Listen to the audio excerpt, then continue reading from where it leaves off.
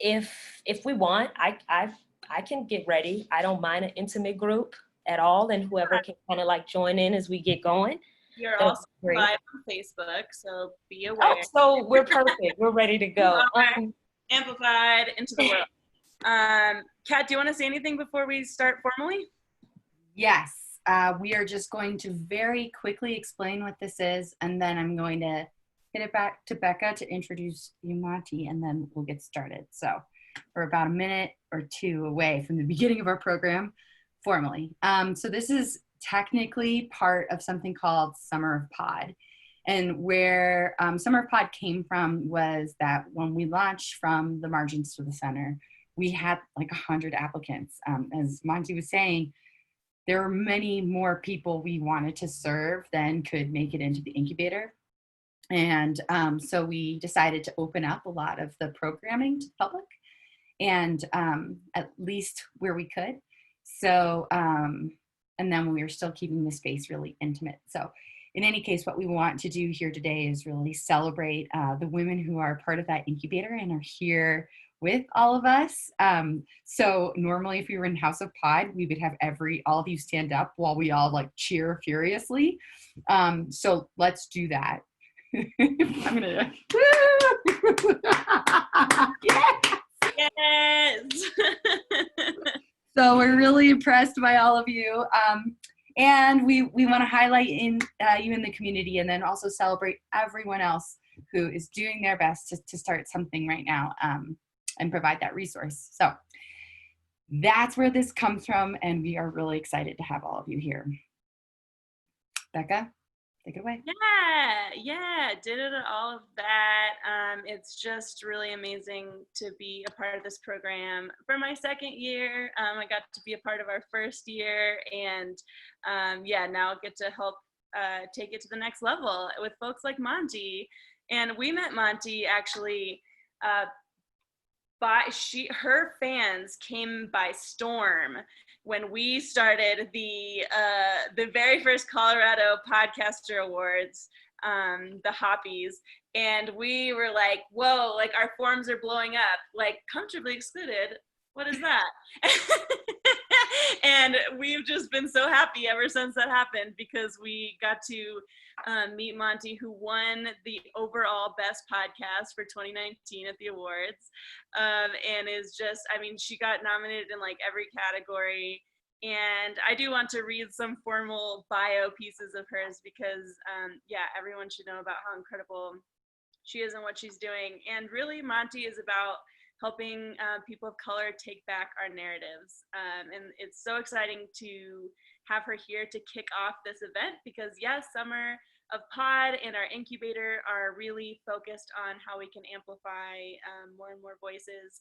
And Monty's show, Comfortably Excluded, is just this unfiltered, unapologetic, beautiful microphone that she grabs with such passion and intellect, and she brings other people into that space in a way that I think so many podcast hosts struggle to do. Like, it's just, I don't know how hard you work, but it feels like it's a very natural thing for you. It's such a joy to listen to, and it just feels like ultimate liberation to be a part of that community with you.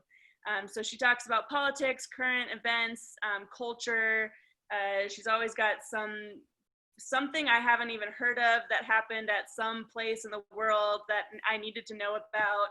And I'm always grateful that Montyy is bringing all of those things with in-depth interviews and narration and just some good shit talking. It's amazing. So I'm going to kick it off to Montyy and let her take it away on the topic of the day, which is getting us started with our shows.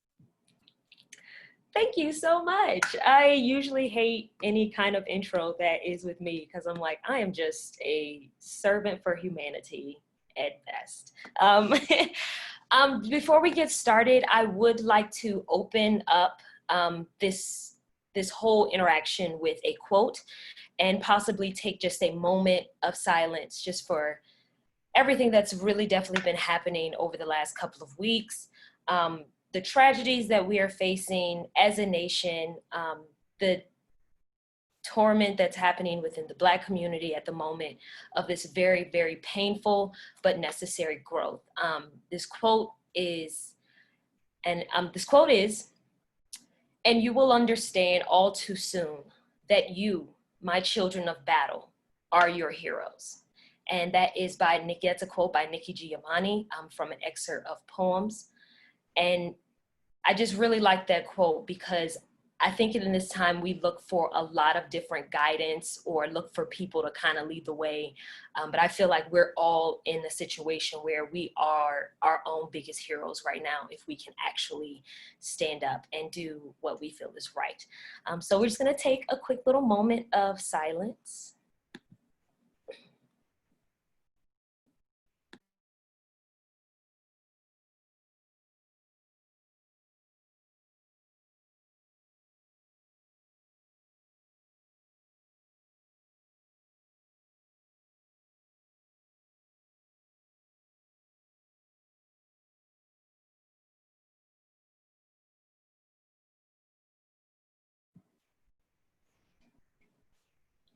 Thank you all so much. Thank you, thank you. Like these lovely individuals said, we are kicking off some amazing, you guys are about to experience some great lectures, some great hands-on experience that is going to change your world that I honestly wish I would have had starting out as a podcaster. And I think that's why I really wanted to focus on this part of you all's journey. And that is kind of establishing your voice and how to really like just dive into your audience and your listeners. Like they said, I was shocked myself that my listeners came out in huge groves the way they did to nominate me for the awards that I have won in Denver, because I'm not one of the popular as far as like, oh, everyone knows that podcast and that.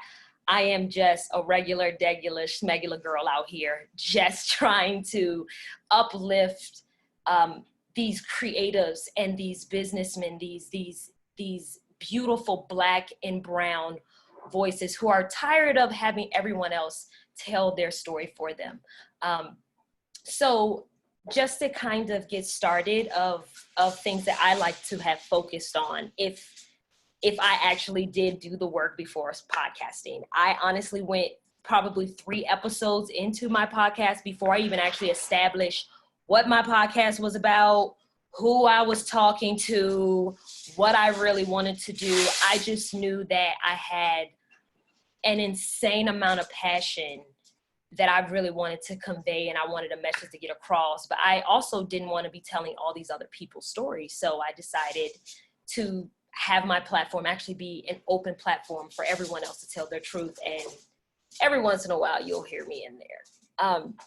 But there are 3 main questions that I had to ask myself after I stepped back after 3 episodes of podcasting, because I noticed that my focus, my passion, my drive, my energy was all over the place because I was hitting at moving targets. I'm trying to take in what all these other podcasters are saying, but not actually listening to myself. So the first question I had to write down and actually really examine for myself was, what is my message?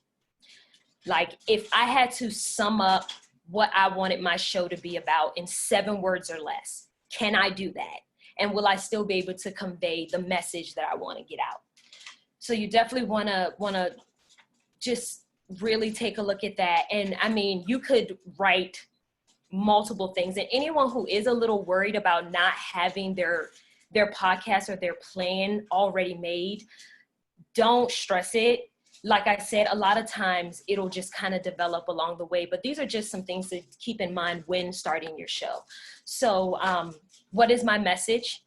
Like I said, that is the show. That's every time they tune in, they know they're going to get X, Y, Z. They know that they're going to get this from me. There isn't any kind of like back and forth with that.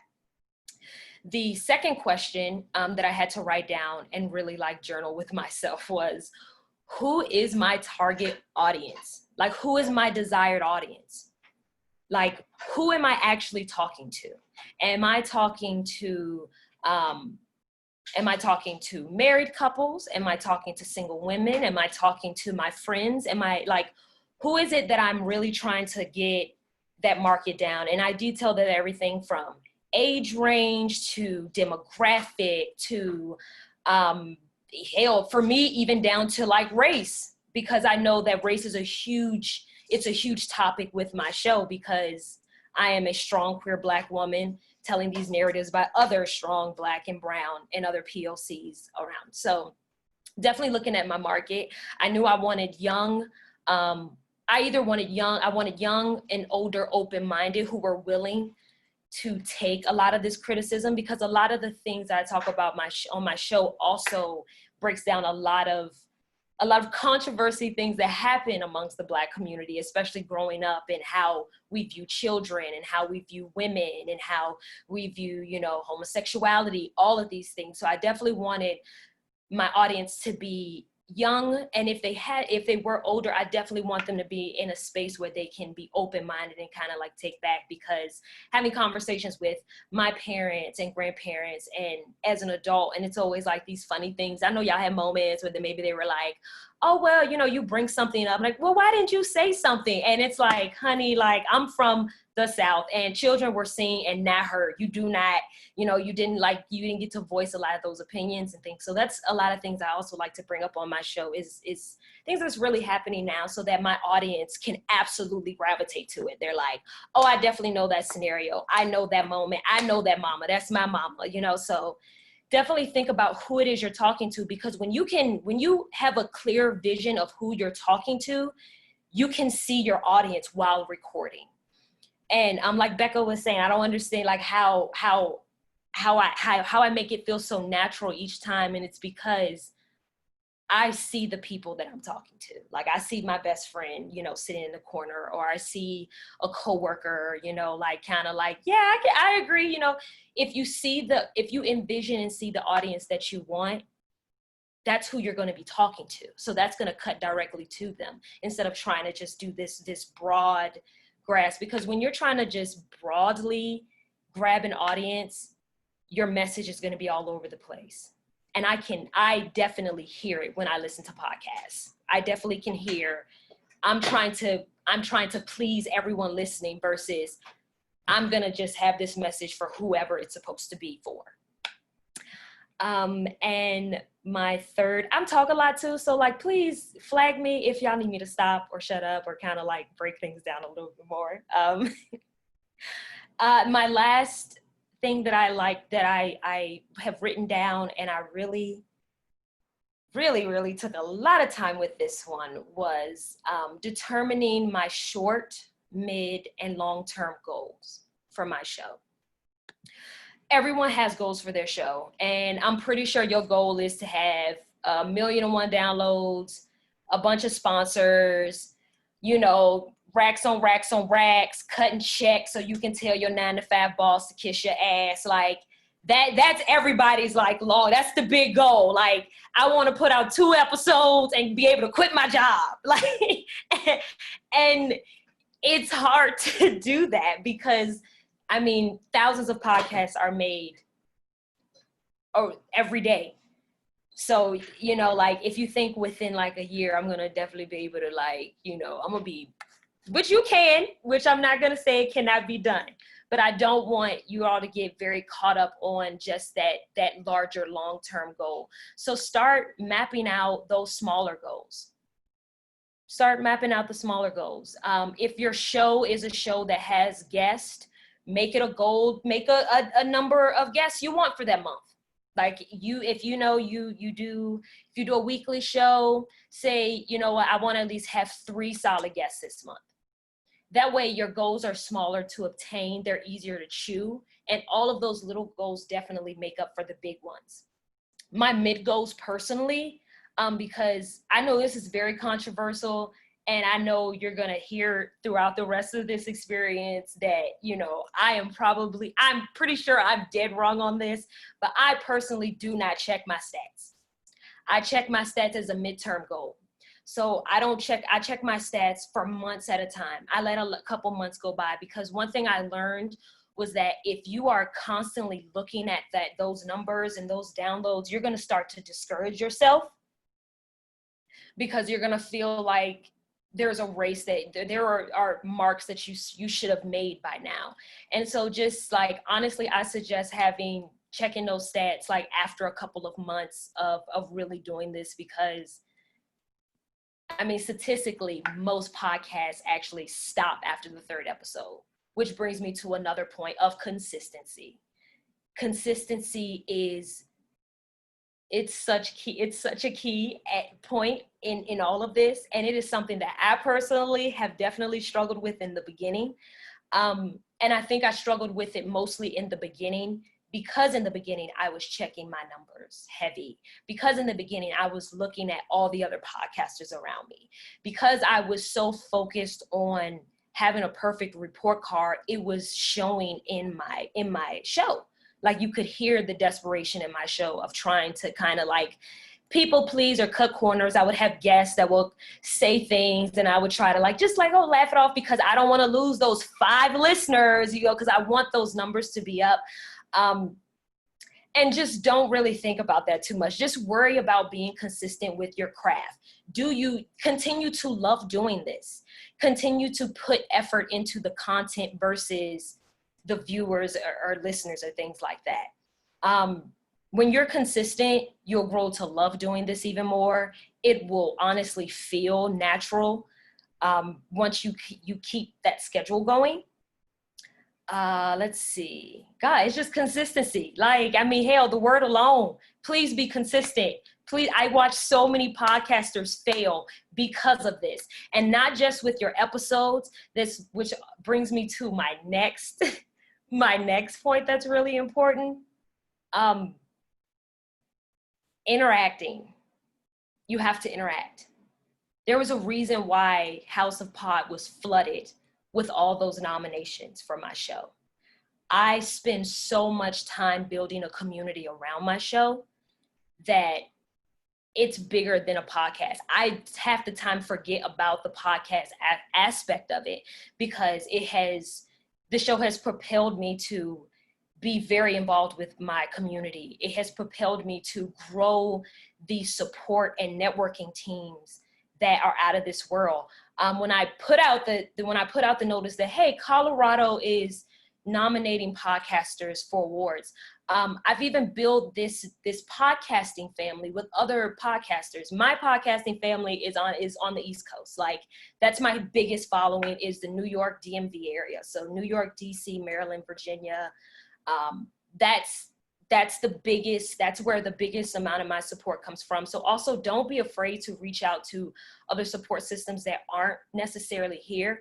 When I started my podcast, I had just moved to Denver, Colorado. I didn't know a lot of people, and I also have never started a podcast before. So I didn't know how it worked reaching out and how to like really get the help. So I kind of got turned down a couple times by some podcasters, and it kind of got discouraging. But then someone brought it to my attention, and it's just that just because someone doesn't want to work with you doesn't mean that there aren't others who do.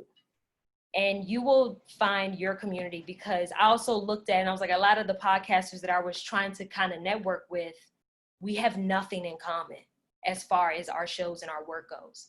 Like, they would never understand my listeners, and my listeners would never understand them. So having that network would be pointless. So definitely network with like shows or shows that you think will definitely mesh well with your listeners, which you'll definitely learn that after setting up and kind of getting feedback from your social media platforms and things like that. They will let you know when they're listening, and and how to share your content and all of that.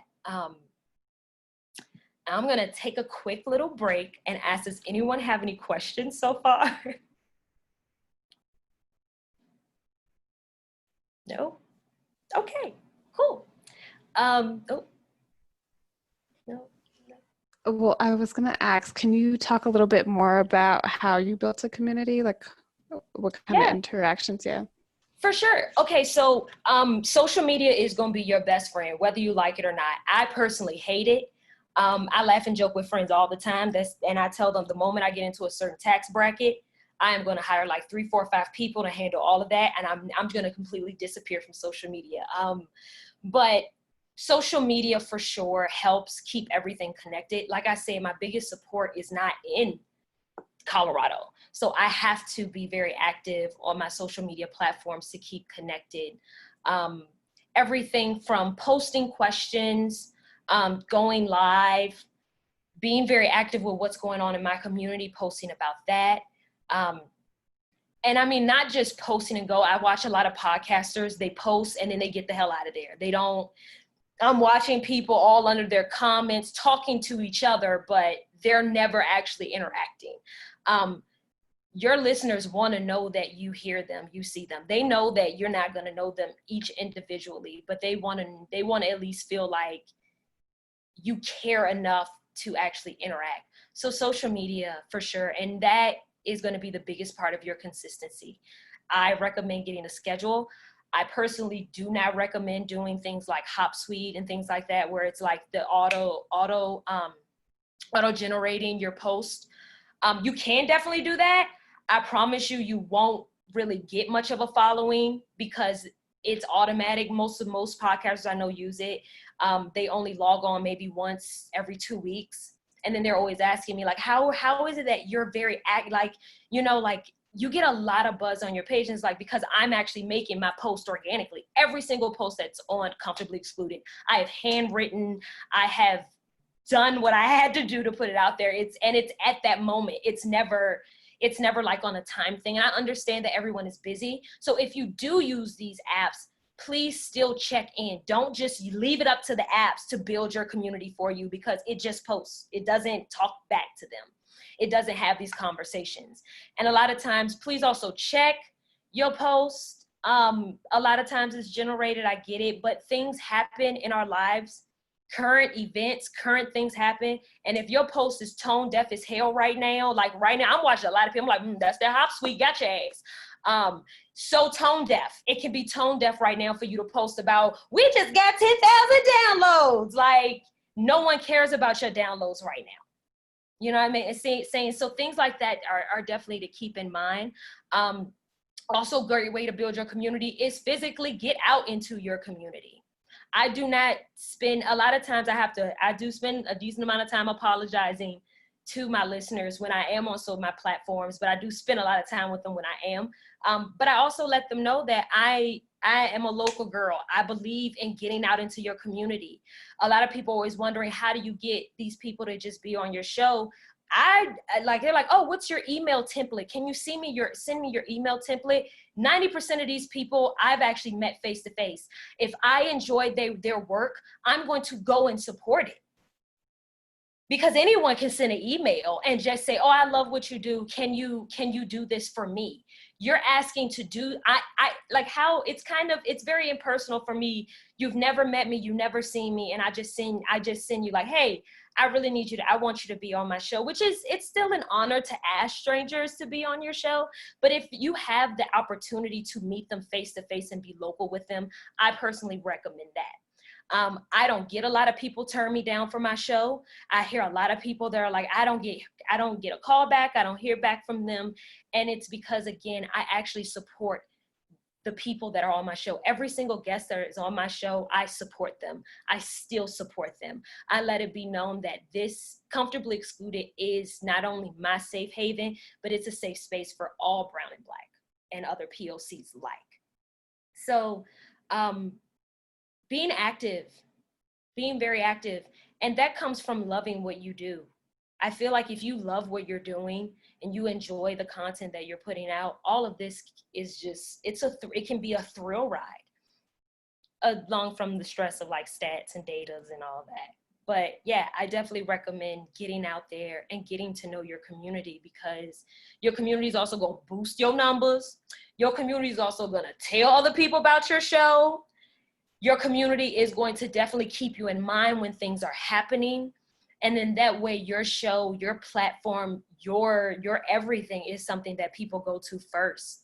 Like it's an honor that, that during this time, a lot of people have looked to Comfortably Excluded for updates, for information, for just this comfort of, you know, you're not alone. Like, this is some shit that we're all really dealing with, and being truthful and being honest. Always be honest, be yourself, be genuine. I can't tell you enough how I know it's a little harder. It seems like it's easier because you're on the other side of the mic. It is a little harder when you can't see who you're talking to, but that's where imagining your audience comes into play. And just being true to yourself and your voice. If you ever have a moment where you feel that you're kind of veering off, I personally still like to look back at those 3 questions that I told you guys about. I still look back on those. Anytime I kind of want to maybe change things up a bit, or like, oh, maybe this will bring more in, I always refer back. Is this going to take away from my message? Is this going to kill my brand? Is this going to be something that actually hinders, you know, what I do? Because once you grow a trusting following, they're going to trust the things that you say. So you have to definitely use your words very carefully. And yeah, everything is definitely, you're going to find the people that gravitate to your show. And so that's why I say don't really get caught up in looking at other podcasters too much. Definitely network with them. But don't get caught up on their journey, because their journey is not yours at all.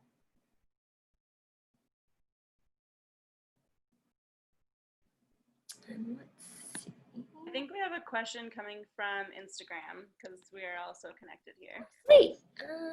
Typing. Anyone else have anything while Robin submits a question?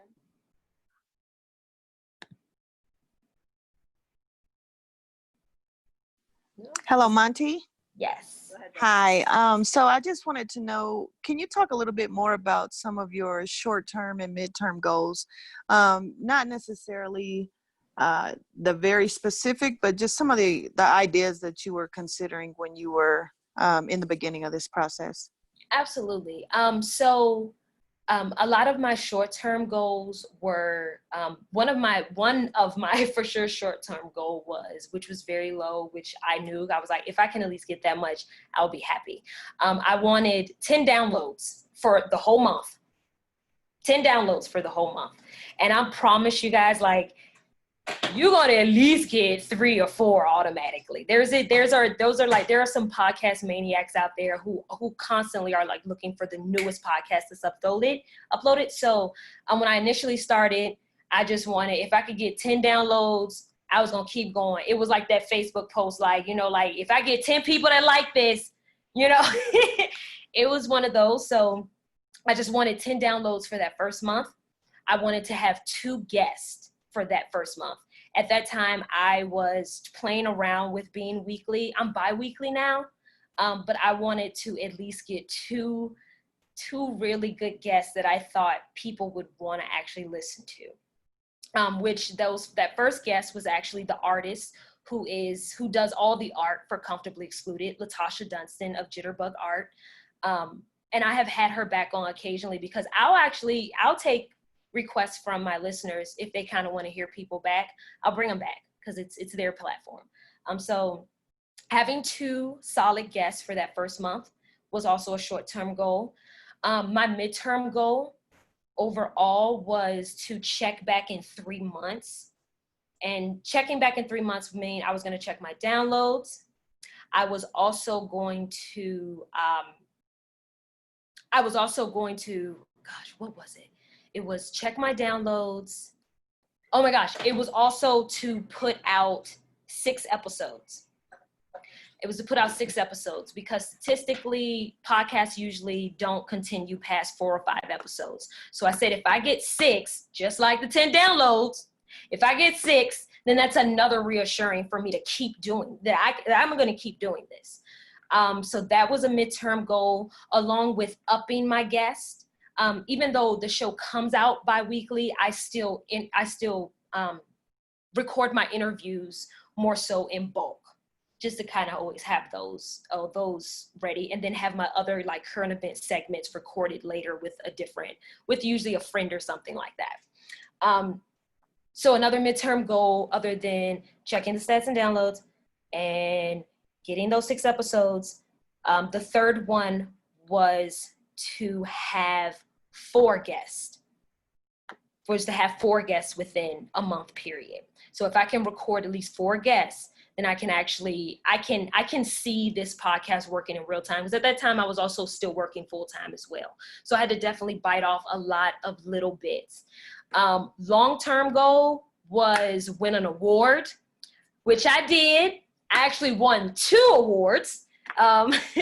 One from the House of Pod and one actually from Afros and Audio, which is a podcasting networking group out in New York, which is awesome. I definitely recommend you guys getting familiar with that one. They're really good they love doing like seminars with fresh new podcasters so they can help other new podcasters really feel comfortable in their wave, because it's hard when you try to talk to someone who's like thousands and thousands of downloads and they're like, oh, well, everything is this and that. And it's like, girl, please keep it real with me. So those were some of the goals that I had. Whatever you have, like set your goals definitely around your show.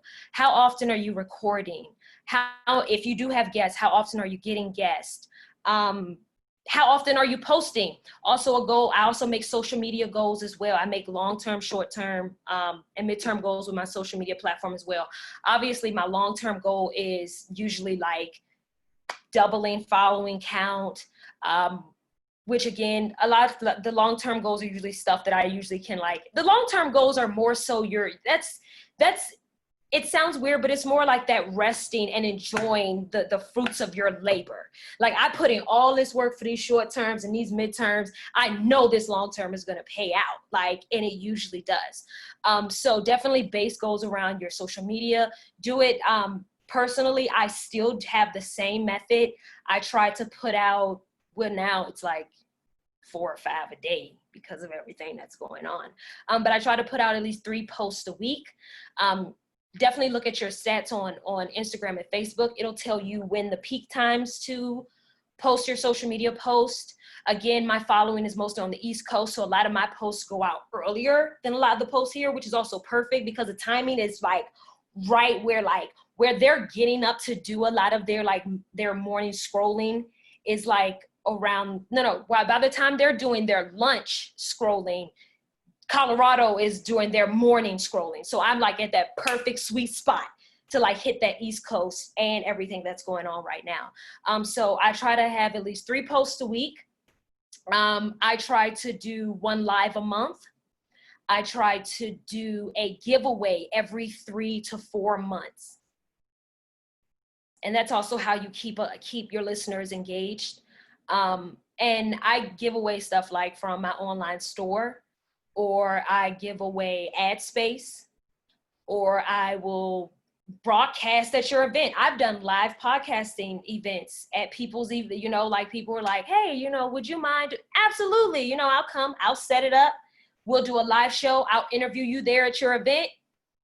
And a lot of times we also I do live tapings as well. So you can actually see me in the studio with my guests, which I have a little in-home setup of my studio. So it's also a very comfortable setting as well when I do have guests who are physically able to come in the show. Like they come into my home, I tell them kick off their shoes, let me pour you a little drink if you want. I got water too, because I ain't trying to get drunk acting a fool on here either. These are not the first couple of episodes of Comfortably Excluded. You will not catch that Montyy anymore. But yeah, just a lot of the things that you're already interested in, just try to find ways to incorporate your podcast in it. Get stickers made. Please get business cards made. You are out. A lot of times your inspiration is going to come at you at any moment. So definitely you want to have some kind of little calling cards. When I first started, I made, and I should have had one on me. I'm moving next week, so a lot of my place is packed up. But I made these little postcards that I actually mailed out to my friends with my labels on it. I've also mailed them to a couple of random addresses here in Colorado. Just to kind of like, hey, this is my show. This is what I'm doing. I've had stickers made. I've had flyers made. I go to events and pass out my flyers like it's nothing. Like, I sure will, especially all these black ass events happening. Girl, I am there. You will see me passing out. Like, hey, how y'all doing? Don't be afraid to let people know you have a show. For about a good month or two, I wouldn't even tell people that I was a podcaster, because I felt like to be called a podcaster, you had to have, you know, the following, the numbers and all that, but that's not true. You are what you do. And the moment that you start to accept that and you present yourself as such, it becomes real. So yeah, tell your people, get your friends to help. I've done guerrilla marketing when I first started. I had 3 friends. I made t-shirts. There's 3 t-shirts, and I sent them to a friend in California. I sent it to a friend in New York, and I sent it to a friend in Virginia. And I said, if you don't mind, if you can just, you know, wear my merch when y'all at the farmer's market, you know, you out at concerts, real cute shirts, that's marketing. Like, have your friends do guerrilla marketing for you. Like, all of this stuff. Like, I am definitely an underground type of girl. So that's how my podcast was able to sneak up on so many people out of nowhere, was because, you know, while everyone is really like trying to bite at that surface, I've always been that person that was trying to, like, I don't know, give voice and give space to those who feel like they can't. So great. Montyy, we have a question. Here's the question from Robin, who's on Facebook. And she said, how long did it take for your social media posts to start getting responses and discussions? So kind of, and you can even remind us how long ago you started your show, kind of as a helpful timeline. I think that'd be great. Yeah, for sure. So Comfortably Excluded is 2 years old now. 2 years old. I'm not gonna lie, we almost quit a whole bunch of times. So also, don't be hard on yourself if you feel like giving up sometimes. It is real.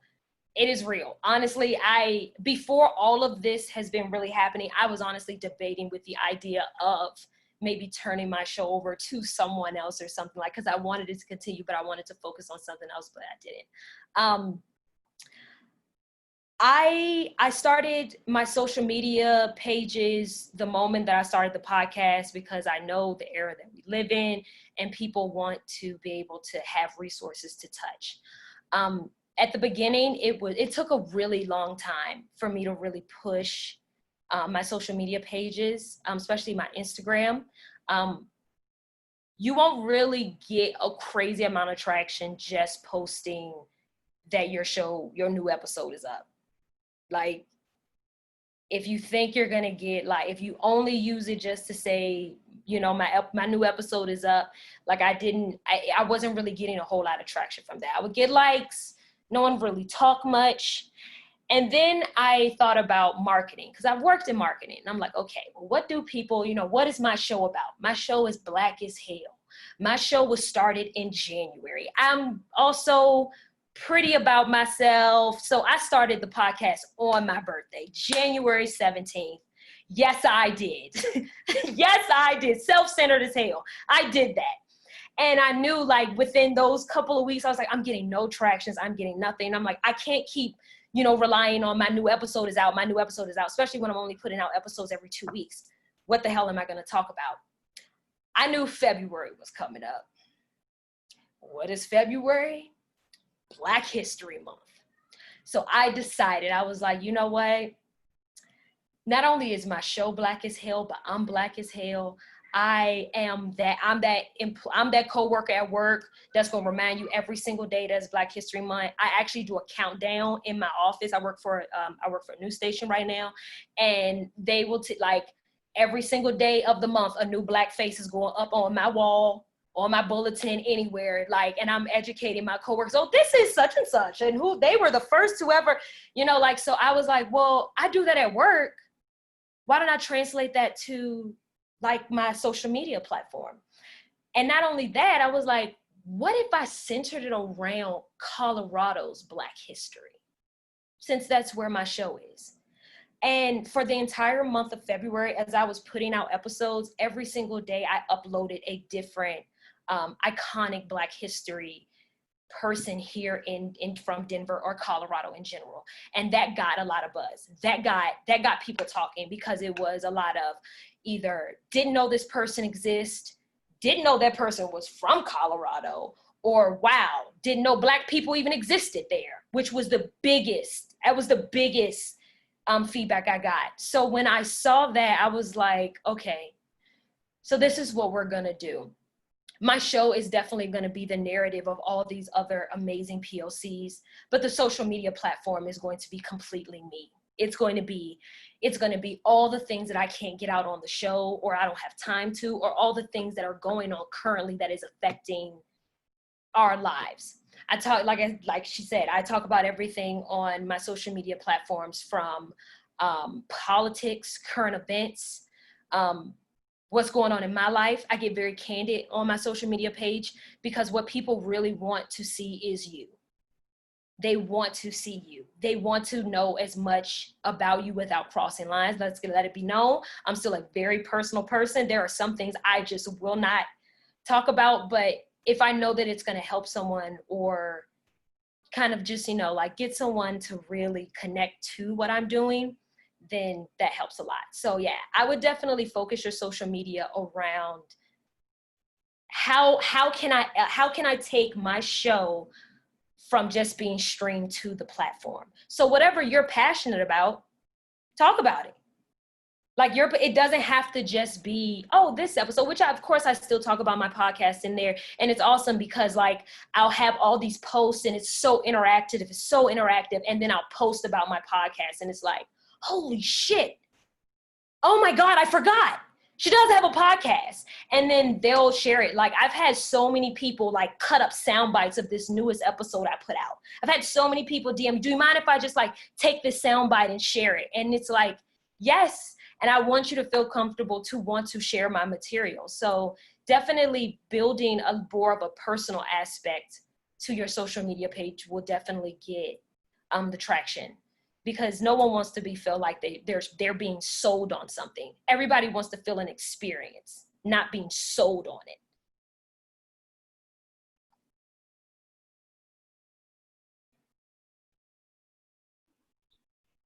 Sweet, thank you. You're welcome. Thanks for the question, Robin.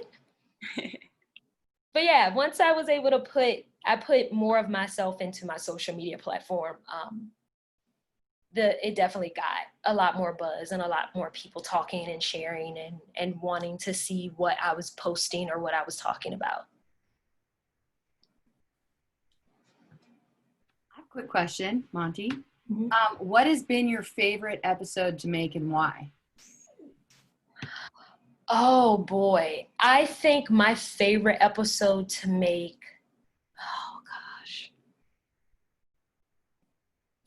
oh gosh, I always have a new favorite every time. It's gonna be a tie.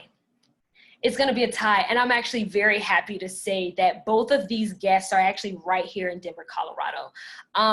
One of my favorite episodes were with a comedian here named Miriam Ramiro. She is just the feistiest, like in your face, like, hell yeah, I'm Mexican, immigrant as fuck, and it is what it is. And I mean, like, she is all about women's rights and just, she's my little Mexican soul sister. Like every time I'm around her, it's like we feed off of each other's drive for curing injustice. And the episode is called Laughing in the Face of Injustice. And I love her so much, and I love talking to her because she gets it. Like every time we meet each other and we're like, oh, how are you? She's like, girl, exhausted. And I'm like, right? And then we always complain about like how it's not fun being a super hyper aware person. Like everyone thinks like you love raining on their parade, and you really don't. Like it's stressful carrying around the weight of feeling humanity as much as you do. Like I'm a huge empath. So, and I think that's, it's obvious in my show, you can hear the passion. When I'm definitely passionate about something and I feel like it needs to be known, I will put it out there. And my second favorite episode would have to be Intersectionality, which was also a guest I have here in Denver, Colorado, who's also a podcaster. Craig Hale is a non-binary and God, the sweetest soul I could have ever met. Before I even started podcasting, this person was a big support in my life. And they also have a podcast called I Want You to Watch This, which is it's a movie review. I've been on there a couple times. I was on there for their episode. God, I can't remember. I was actually not in my right mind for the episode, but it's one of their best episodes. And I'm like, well, see, that happens when you're passionate about Black women doing shit. It comes out that way. But that episode definitely hits home for me, and it touches a special place in my heart because as a Black queer individual, it is very, very tough to maneuver because as you can see right now with what's going on outside, we're often placed in situations where we have to pick one struggle over the other. Again, being Black, being queer, it's so tough. The Black community, as far as homosexuality in the queer community, is not a forgiving one. So to have to deal with that level of stress on top of racial issues, it can be a lot. And a lot of times we're kind of sick of choosing, like, you know, what struggle am I allowed to actually take a side on? So that episode was awesome because it was a huge eye opener for a lot of people, of just that torment that we deal with. And I'm a woman, so my God, it's just, so yeah, Intersectionality and Laughing in the Face of Injustice are my two favorite episodes right now. That could possibly change if you asked me last week. I do go back and listen to these episodes because I mostly listen to the guests. So yeah, those are my favorites.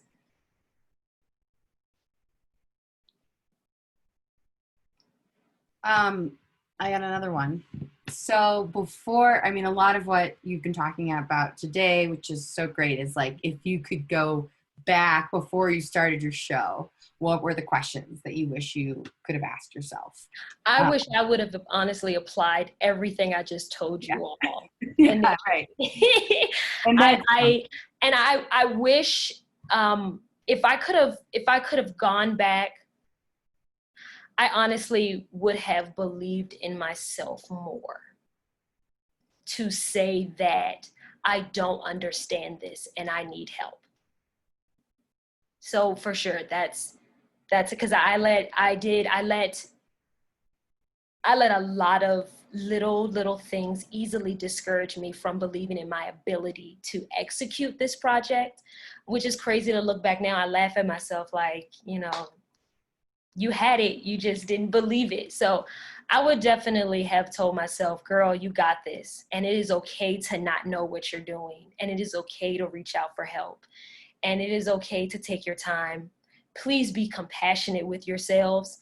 If you do not get an episode out the time that you feel like you should, it's okay. They can wait till tomorrow. They can wait till next week. They can wait. But feel good about what you're doing. Be very compassionate with yourself and reach out to those lifelines for help. Because yeah, that'll definitely get you just, yeah.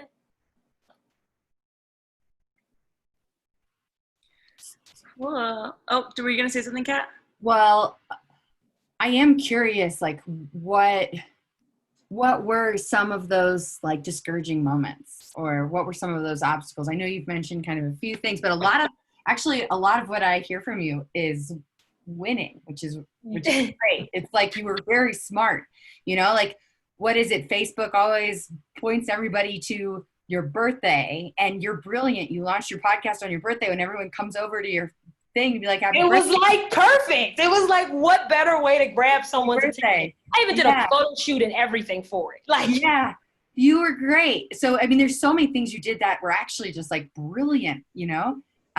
So what were things that now you look at, and in the moment they were hurdles that you did want to ask for help on, and maybe didn't have that natural instinct, though? I can't imagine. I mean, Everything I'm hearing, I'm like, oh, Monty, geez.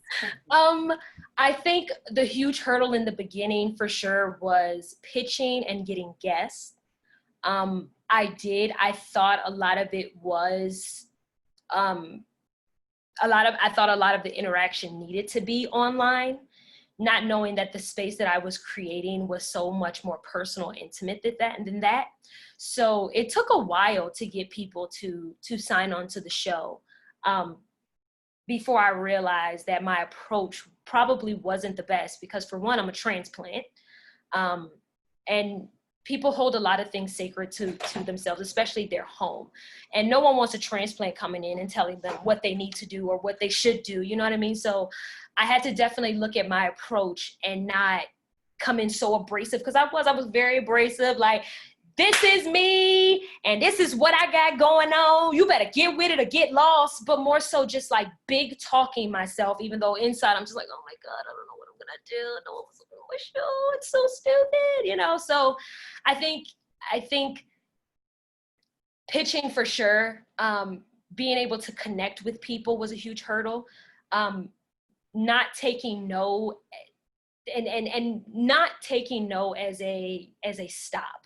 Because I got a lot of no's or a we'll see that never turned into anything. And I let a decent amount of that build up, thinking that there was only like 10 people in the world at that time, because when you're in the moment, you make everything bigger than what it is. And so that's why I definitely tell you guys to be compassionate to, you know, with yourselves, and reach out. I thought that if I reached out, then that means that I didn't know what I was doing, which I didn't know what I was doing. But I thought that if I had reached out for help, that, you know, there would just be a big pointing and laughing of, you don't know what you're doing. When the truth is, no one in podcasts know what they're doing before they get into podcasting. So don't worry about those no's. People are going to say they don't have time. People are going to tell you no. People are going to say, you know, like, I get people tell me all the time, they don't even listen to podcasts, but they will buy my merch. They will support and share my content, which I think is pretty dope, because it's like, you don't even listen, you don't even listen to podcasts. But, you know, obviously you see something in my show or in me that makes you want to support it. So yeah, definitely just being true, being compassionate to yourself, and enjoying what you're doing. Love what you're doing. There was a period of time where I hated podcasting. I hated it so much. I don't want to do this anymore. But at that point, I started getting guests reaching out to me to be on the show. And I'm like, well, I can't shut the shit down if I got like 3 people on the calendar coming up. So, and then I had to step back, and I had to realize, like, okay, well, what is keeping me from enjoying this? Like, why do I hate doing this? And then that's when it just became apparent that I deviated from those 3 questions that I gave you guys. I somehow have gotten completely off my mark of what makes me happy and what I will actually want out of the show. Or I'll, you know, get drunk and look at other people's stats and be like, that should be me, you know? So just be honest with yourself, be compassionate, understand that it is absolutely a numbers game, but passion is supposed to be number 1. Your listeners can hear it. Like, they can hear if you care about what you're saying, versus I just want to not have to work my 9 to 5. I love it.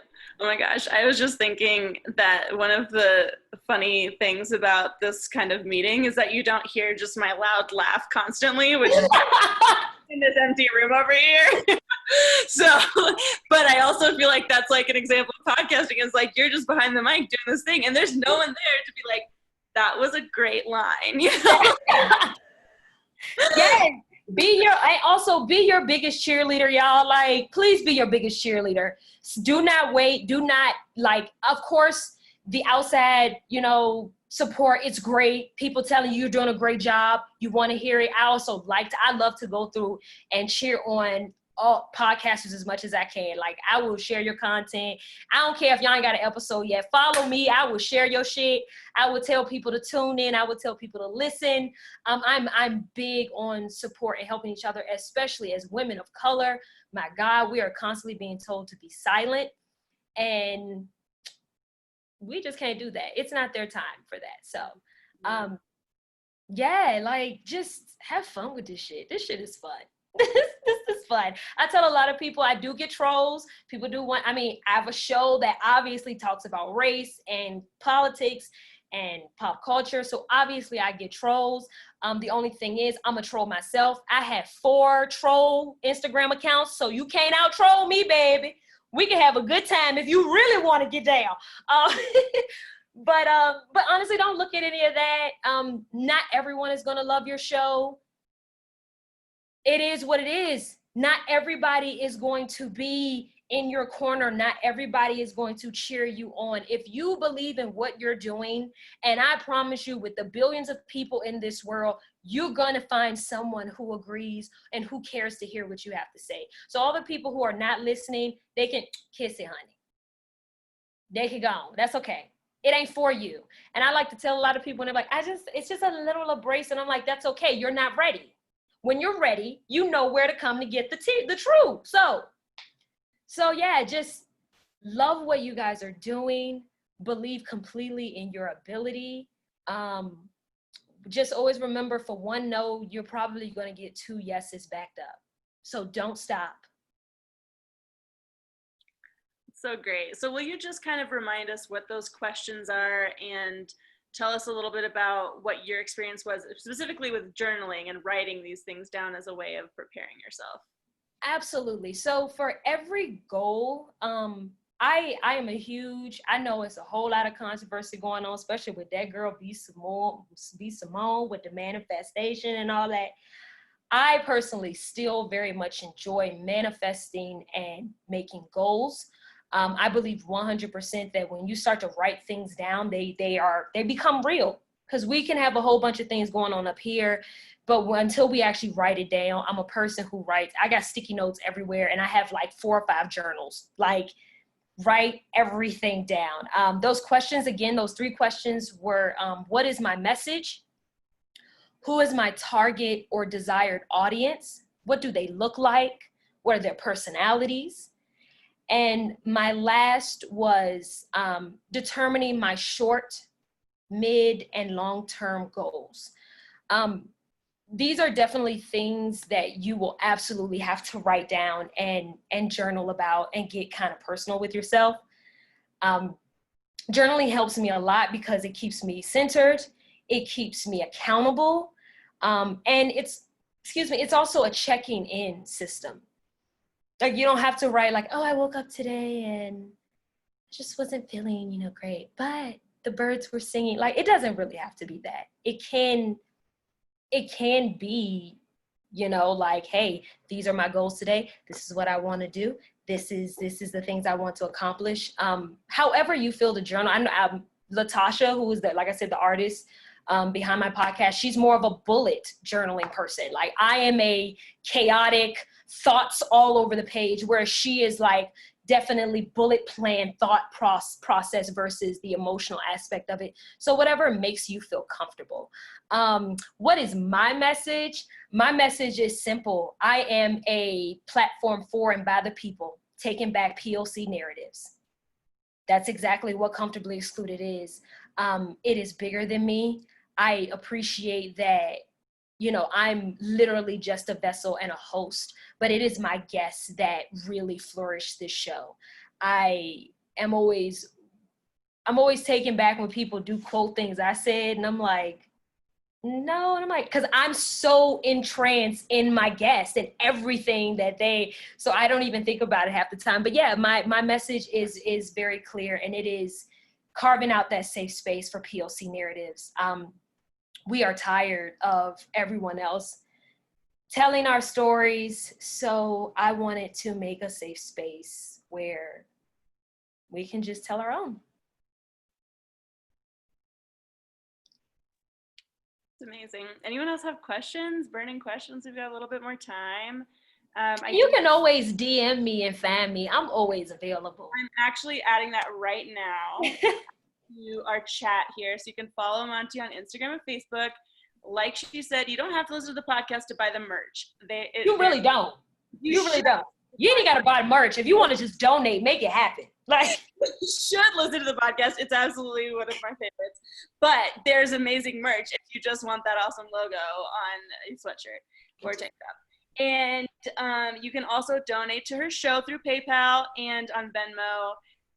Gosh, like, I think one of the most exciting things about the movement right now is that people are waking up to the fact that we got to keep paying Black women. We got to keep paying women of color. Come on, pay these Black curators, honey. Pay them, because it is tough out here.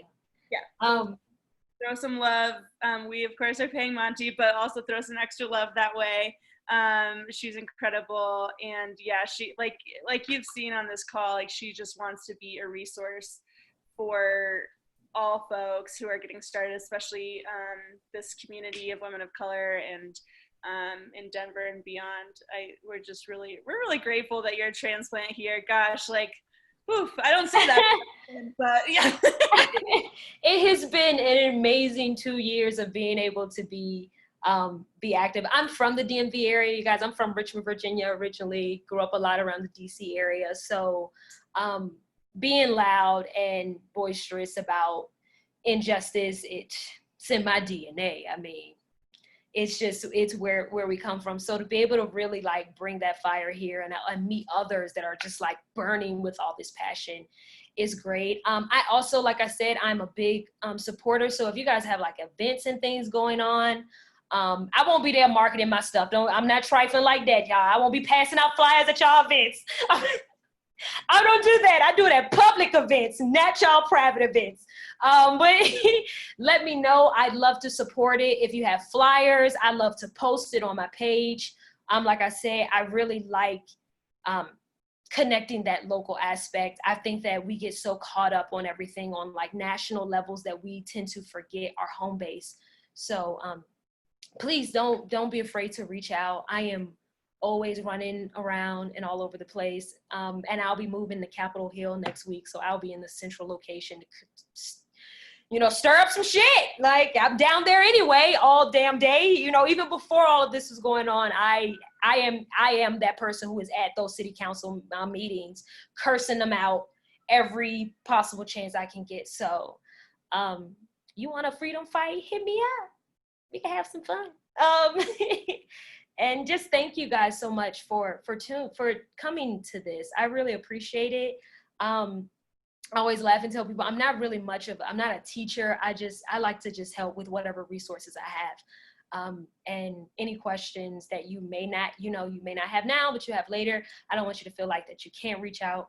Please do. And I love collaborations. So hit your girl up with some collaboration opportunities. I like to also keep in mind, if I hear things that I know will probably fit to your brand or your show, I usually do reach out as well. I like to pass along guests that I find. So anyway, I can just help us all just get to where we desire to go and to just feel completely full with the projects that we're doing. I'd love to definitely help any way I can with that.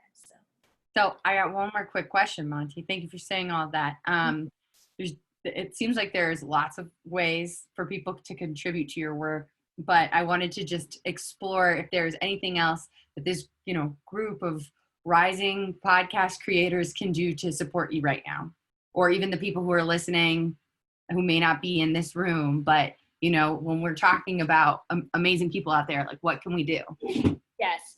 Okay, so other than obviously donating and contributing to creators, Black creators, I definitely, more than anything, am working with a group to highlight the different bills and things that are being passed here in Denver. I know everyone's really excited about this defunding-esque bill that's happening, but we are actually going back and forth with city council over it because they keep taking out the most important information from it, like body cams, and things like that. Like, you can't get rid of that. Like, don't play us. Like, no, get rid of the fucking riot gear. It's insane.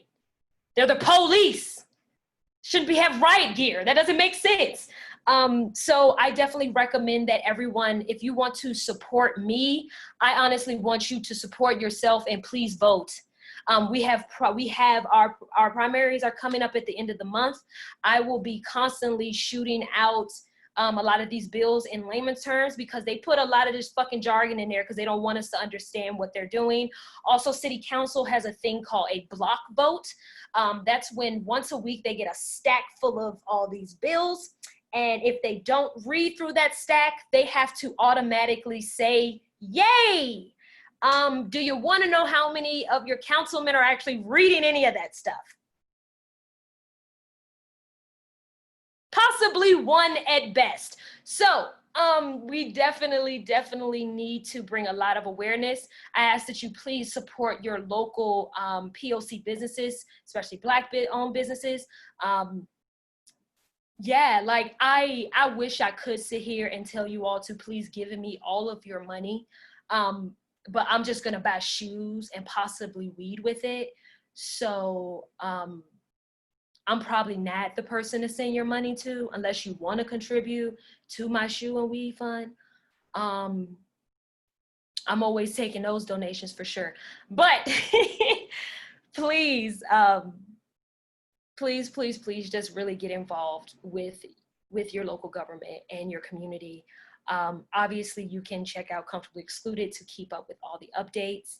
And yeah, thank you guys so much. Let's all unmute and just like snap and applaud for Montyy.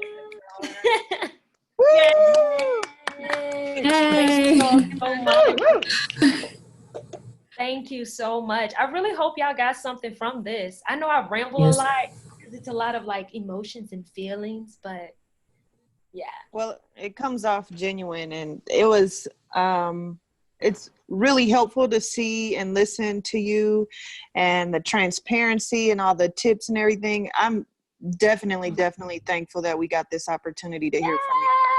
Thank you. That's what I wanted. I wanted you all to feel comfortable, like, and a lot of people, yeah, they want to use the bigger terms and this is what you got to do, but I just want to keep it real with y'all in any way I can help and make it as approachable as possible, because podcasting was not approachable when I started. It was very harsh, and it was very either you know what you're doing or you need to not be doing it at all. So I try to be very transparent about a lot of, definitely on my social media page, I definitely let them know, like, y'all, today just ain't it. Like, this week is not happening very well for me. I mean, I have a lot of highs, but I have a lot of lows too. And I like to definitely let people know a lot of the low moments, because we get so caught up in looking at the wins. Like, the wins seems all the wins, but man, it's so many low moments that get me to those wins. And I like to really stress those the most, so that when you are in those moments where you feel like you want to give up or you can't do it, you can think of, well, hell, Montyy did it, and hell, my first episode was recorded on my phone. So, and now I got a whole studio in my apartment. So, like, trust me, like, you can do it. If you have a voice, you got a passion, you got a drive, you must use it. So, yeah. All right. Well, we're gonna log off. Like Montyy said, you can DM her. You know where to find her. And I'll be posting this recording. Apologies for everyone who could not get on tonight because of my link mistake. Well, and I'm single as hell, so hit me up all the time. I ain't doing shit. Whatever. All right. Love to you all. Be well. Thank you, Montyy. Thank you all so much. Thank you. I can't wait to really get to know you all and to hear these podcasts. Please send me them episodes, because I do listen to podcasts. I'm a podcast fanatic. I will listen to your shit. So send it my way. There you go. One listener. Guaranteed download. Thank you so much, Montyy. You're amazing. Thank you all so much. Y'all have a good night. Bye, everybody.